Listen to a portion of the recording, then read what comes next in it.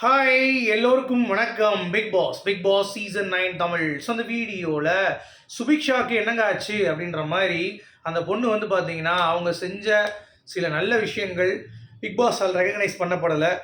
ஆனால் இப்போ வந்து இந்த டாஸ்கில் கேவலமாக வந்து பண்ணாங்க அப்படிங்கிறதுனால அவங்களால மன உளைச்சல் அது முடியல.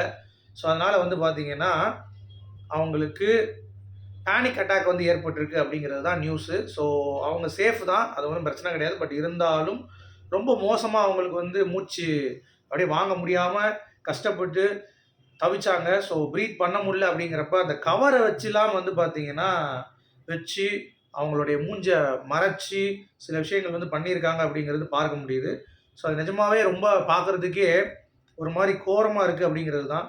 ஏன்னா பேனிக் அட்டாக் அப்படிங்கிறது ரொம்ப ரிஸ்க்கு. கொஞ்சம் நம்ம ட்ரீட் பண்ணல அப்படின்னா கொஞ்சம் மூச்சு திணறல் ஏற்பட்டு இறந்துருவாங்க அப்படின்ற மாதிரிலாம் இருக்குது. ஸோ அதெல்லாம் பயங்கரமாக இருக்குது பார்க்குறதுக்கு அப்படிங்கிறது தான். என்னடா அது அப்படின்ட்டு.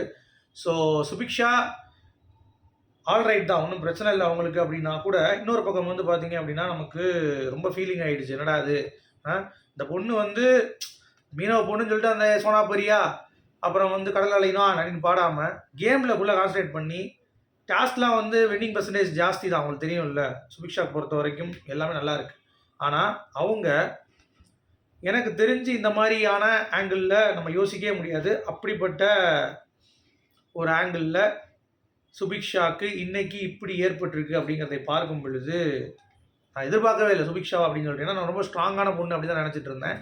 ஆனால் அவங்களுக்கும் இந்த மாதிரி இருக்கும் அப்படிங்கிறது தெரியல. அதாவது பிக் பாஸ் வந்து வார்ன் பண்ணிட்டாரு. இவங்க ஆக்சுவலாக ரொம்ப ஃபீல் பண்ணிட்டு இருந்தாங்க விக்ரம் கிட்ட ட்ரெஸ்ஸிங் ரூம்குள்ளே. என்னன்னா, நான் வந்து டாஸ்க் வந்து அட்லீஸ்ட்டு உங்கள் ஆடையாச்சும் போயிடலாம், ஆடியாச்சும் நான் காமிச்சிருப்பேன். பட் கெஸ் பண்ணுறதுக்கு நான் இங்கே உட்காந்தது என்னால் ஒன்றுமே பண்ண முடியல. எனக்கு வந்து மக்கள் என்ன நினச்சிருப்பாங்க அப்படின்னு சொல்லிட்டு ரொம்ப டென்ஷன் ஆயிடுறான். ஏன்னா இவ எப்பயுமே எல்லா இடத்துலையும் கோட்டை விட மாட்டான். டாஸ்க் நல்லா தான் விளாடுவா சுபிக்ஷா, அவங்களுக்கு தெரியும்ல.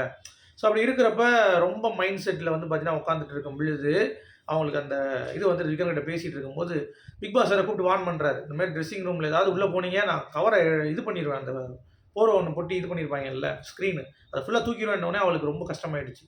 ஐயோ இதுவும் நெகட்டிவாக போகுமே அப்படின்னு சொல்லிட்டு ரொம்ப வந்து பார்த்தீங்கன்னா ப்ரீத் பண்ண ஆரம்பிச்சிட்டா. அவரால் வந்து முடியல.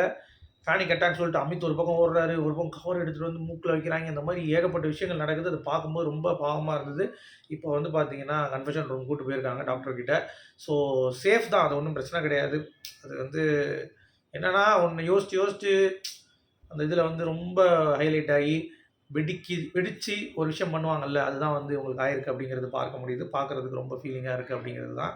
ஏன்னா நல்ல கண்டஸ்டன்ட்டுங்க, கண்டென்ட் வைஸில் அவங்களுக்கு வந்து ஒரு பங்களிப்பு இல்லை, அதுதான் பிரச்சனையே.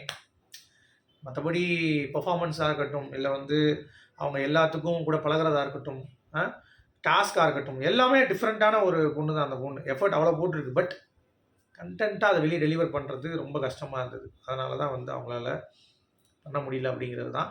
ஸோ இப்போ உள்ளே கூட்டு போயிருக்காங்க, பார்ப்போம் என்ன நடக்க போகுது அப்படின்னு சொல்லிட்டு. ஓகேங்களா. ஸோ எனக்கு தெரிஞ்சு hopefully she is good, she will be good அப்படிங்கிற மாதிரி தான் எனக்கு தோணுது. ஓகேங்களா. ஸோ அதனால் அதை பற்றி நம்ம யோசிக்க வேண்டாம் அப்படிங்கிறது தான். ஓகே. அடுத்து நம்ம பார்வதி கமருதீன் மேட்ரு. ஓகே.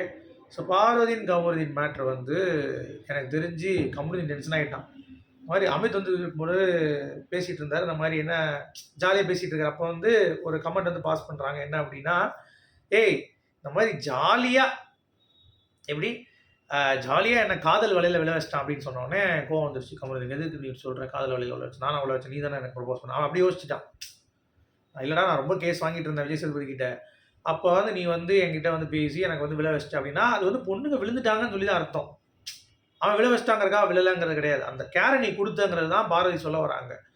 அதை வந்து புரிஞ்சிக்காம இந்த மாதிரி இதை வெளியே சொன்னேன்னா ஒன்று அவ்வளோதான், ஒன்று இதுமாதிரி நான் பேசவே மாட்டேன் அப்படின்னு சொல்லிட்டு சண்டை போட்டு போயிட்டான். அப்புறம் உள்ளே போய் இந்த பொண்ணு வந்துட்டு நான் விளையாட்டாக சொன்னேன் டே, அவர் அப்படி ஒரு மாதிரி சொன்னதுன்னா நான் சொன்னேன் திருப்பி ஃபன் பண்ணிட்டு இருந்தார் அமித். அதுக்காக திருப்பி ஃபன் பண்ணேன். இந்த மாதிரி என் காதல் வெளில விழ வச்சிட்டான் அப்படின்ட்டு. அது மீனிங் வந்து இந்த மாதிரி நான் கேஸ் வாங்கியிருந்தேன், அதனால நான் அவனை பேசினப்ப நீ வந்து பிடிச்சி போய் நான் விழுந்துட்டேன், அப்போ காதல் வழியில் நான் விழ வச்சது நீ தானே, அந்த மாதிரி ஒரு மீன் பண்ணேன் அப்படின்னு மாதிரி சொன்ன உடனே எப்பா அப்படின்னு சொல்லிட்டு அவன் தூக்கி வச்சுட்டு மூஞ்ச அங்கிட்டு இங்கிட்டு போயிட்டு இருந்தான். அப்புறம் வந்து பார்த்தீங்கன்னா ஆதித்ய போய் கேட்குறான் அந்த மாதிரி என்ன ஏதாவது வெளியே எப்படி போயிருக்குன்னு சொல்லி.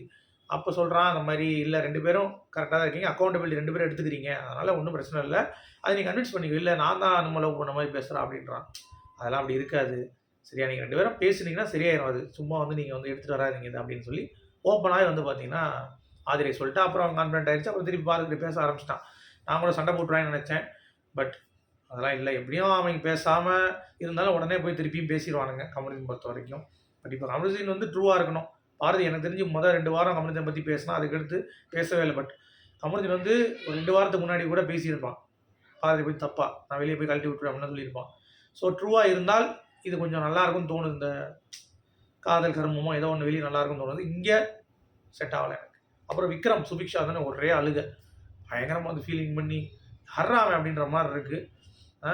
ஒன்றும் பேசிடுச்சு உடனே அவன் காட்டணும்ல, உடனே எக்ஸ்போஸ் அப்படி பார்க்குறாங்க எல்லாம். ஏய் நடிக்காதடா அப்படின்ற மாதிரி. உங்களுடைய கருத்துக்கள் மீண்டும் சந்திப்போம்.